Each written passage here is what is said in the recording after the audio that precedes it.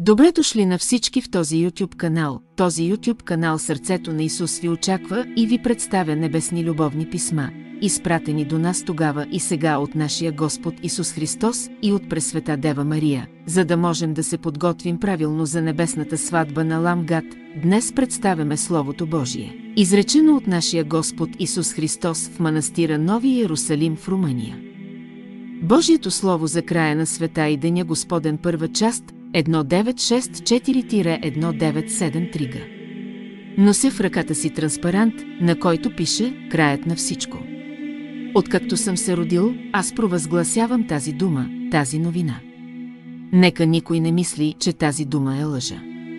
Не е останал светец или ангел на небето, който да не дойде с метла да помете пътя ти, особено пророците, които ви помитат да дойдете скоро, о, деца на Иерусалим!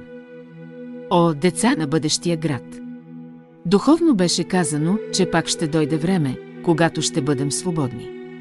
О, не търсете без тази работа, защото с вас искам да отключа. Ти си буца сол, която ще осоли цялата тази земя. Вие сте ключът към последния век. Господ го носи. Но на кого съм дал този ключ? Виж, че не знаеш, ако не четеш закона. Че е написан голям календар, който оставих, опомнете се, защото тази работа не се вижда добре. Но ще дойде време, когато ще се види голямо и ще се види добре, защото това е домът на Закхей, и знайте, че някои от вас ще влязат, а други няма да влезе, защото Господ ще приготви място, което няма да бъде като земята, защото идва последното време. Ако не вярвате, знайте, че няма да наследите тази земя. Сине, съблечи старите си дрехи и облечи нови, защото Господ ще дойде при теб и ще те издигне на небесните облаци. Ако ще бъдете в къщата, напуснете къщата, когато чуете тези думи. Ако ще бъдете на полето, напуснете полето, когато чуете този шепот. Стани и ме последвай. Ако ще си горе, не слизай да вземеш нещо за себе си от къщата си. Ела при нас. При моите шепоти стани. Сине, побързай и ме последвай. Ако ще бъдеш в моите услуги, толкова ти позволявам да поискаш благословия от мен в пътуването си. Защото от моите шепоти целият ад стене, а от думите ми целият ад се страхува, защото при моето призив целият ад ще се издигне. Но внимавай, християнино, как вървиш, защото народите ти ще се изпречат на пътя ти и ще те спрат. Не им казвай нищо за моите шепоти. Ти идваш след мен. Знаеш как ще бъде това време, че дори най-скъпият ти приятел ще те кара да закъсняваш. Не бъди упорит, защото ще те нарека мой син по сърцето си и ще те обичам. Както не съм обичал никого досега. Над деня на Възкресението ще те повикам. Над рождения ден ще ти се обадя. Над раждането на първия човек ще те повикам. Ела при мен, този от плана, човекът от символа, човекът от сегашното време, който не забрави всичко, което беше извършено, който не забрави своя отец, който се нарича Бог, и ме последва с всичко, което имаше и нищо не те откъсна от светата истина. Ела при мен, защото колко хубаво ще ти се стори, когато те повикам. Днес взех изрезки от всички произведения, които са правени в началото, за да ги съединя една с друга, т.е. началото с края, но ми е трудно да ги съединя едно с друго, защото краят стана чужд към началото. Това е времето на края и никой няма да благоволи да ви направи нещо добро, че един грозен човек дойде и прошепна в ухото на света днес. Че мъртвите не ядат, че тук е рай и ад, но аз ти казвам да не вярваш и да останеш с мен завинаги, защото чрез теб ще измия голямо множество грехове. О, колко много ще дойдат и ще се стремят да унищожат това дело. Но те няма да могат, защото ще дойдат от изток и от запад, и от юг, и от север същества, които ще ме търсят тогава. О, щастлив ще бъдеш, християнино, който ще скрапчиш края на века с мен. Ти си моето дело от началото и от края на века. Сине, няма да има земя и място, което да не е твое, ако слушаш, защото Бог ще призове всичките си създания и ще прехвърли добрите отдясно, а лошите отляво, и добрите ще наследят земята. Синове, тази плът не е Бог, но това е Божията тръба. Господ дойде от светото небе и ти се поклони до земята, казах в името на Отца, защото това е началото и краят, защото всички ще приемат духа, както в началото, така и в края. Амин казах, амин, нищо без Бог, защото Бог е вашият баща. Никой няма да влезе в моето царство по собствено желание. Аз съм алфата и омегата. Кой ме търси сега и ще го потърся, о, християнино, дойдох да донеса радостта си отгоре, защото всичко е свършено.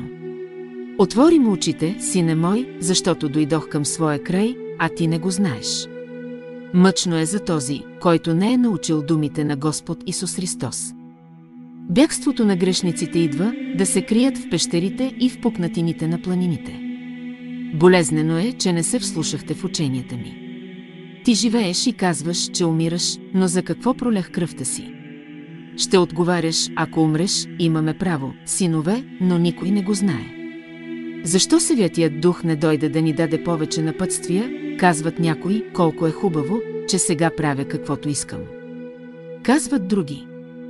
Ах, каква тежка болка ще ни покаже тази точка. Ние сме на непознато място и трябва да се знае. Ако знаеше каква точка е пред теб, щеше да спреш да пиеш и да ядеш. Синове, срещаме конете на Антихриста, конете на Апокалипсиса. Срещаме дракона, който поглъща всичко и поглъща и теб, ако не си ми верен.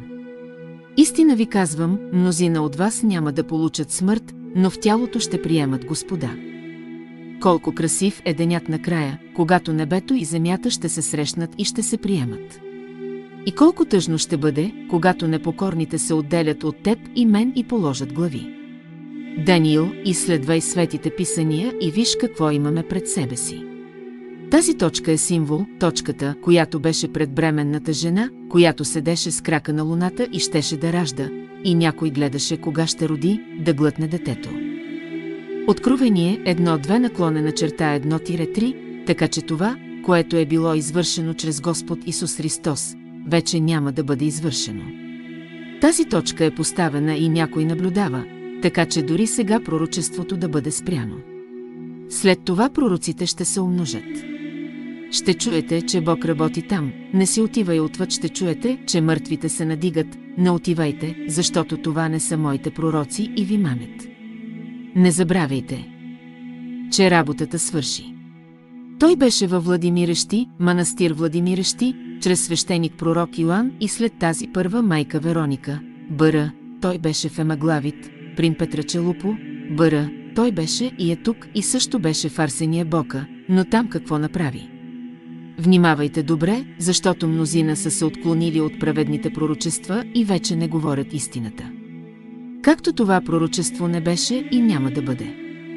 Бъдете верни и работници до последно. Ето какво идва, както кръстникът се отказва от син си, сатаната, така ще ви извика и ще каже, отрекал ли си се от Бога. Но ако щеш да си с мене, няма да се намокриш, както Моисей избяга през Червено море. Който има силна вяра, се измъква. Какво стана с Моисей? Какво стана с Авраам? Какво стана с Илия? Какво стана с Ной? Ти си повече от тях, баща ми. Ти си последният, ти си краят на този век. Скоро ще се окаже, че има един Бог и едно дело и един план. Отворете сърцето си, защото огънят идва от Содом и Гомор. Сякаш утре сутринта ще видите как огънят изгаря къщата ви и как всичките добитъка крещят и бягат в ужас с огъня на гърба си. Гледайте внимателно, защото тези, които виждате празни и говорещи с момчетата, няма да ги видите отново. Защото те са довели края на земята. Синове, не позволявайте на тези неща да влизат в домовете ви. Не позволявайте на огъня да влезе в дома ви. Нека Бог види знака на прозореца ви, че можете да избягате. И ако оставиш голите си дъщери и синовете си като тези от Содом, на света, да влязат в къщата ти, тогава няма да имаш спасение и къщата ти, кравата ти и вещите ти ще изгорят, ела при мен. Ела от всички ъгли. Земята ще се промени, мнозина ще се променят и ще им бъде простено, но хулата срещу Святия Дух няма да бъде простена, защото Бог кръщаваше всяка година земята, но хулителите срещу Святия Дух не омекнаха. Чуваш ли, че и мъртвите на земята чуват? Чуйте и се страхувайте и спрете да грешите, защото щастливо е ухото, което чува, ще бъдете щастливи. И спри, както спря Закхей. Както спря този, който заби копието в ребрата ми, който днес е мой мъченик. Краят започна, но никой не иска да повярва. Говори се по света, че възрастта е удължена, но не вярвайте, че е лъжа, че възрастта е направена от Бога. Ела и стой близо до мен, ще видиш, че не е така. Остани с мен и пътувай с мен, не позволявай това да те събори. О, народе мой, кой ще бъде, когато дойда? Кой ще остане? О, народе мой, много е трудно да си мой ученик в деня на песента ще дойда, защото духа вятър и го помита и нищо не остава от него. Народе мой, кой ще те държи, за да не те пороли вятърът? Че камък върху другия няма да остане. Кой ще те държи, за да не паднеш? Това е времето на края и никой няма да благоволи да ви направи нещо добро. Никой вече няма да благоволи да се труди за теб, защото един грозен човек дойде и ти прошепна в ухото и ти каза, че мъртвите вече не ядат, но аз ти казвам, остани с мен завинаги, Израел, сине мой, бъди лек, не тежи. Бъдете леки, за да се носите в небесния въздух. Татко Израел, всички времена са свършили, от началото до днес. Колко пъти минаха и всички свършиха. Няма да го има този ден с неговите часове и секунди и той ще се скъси.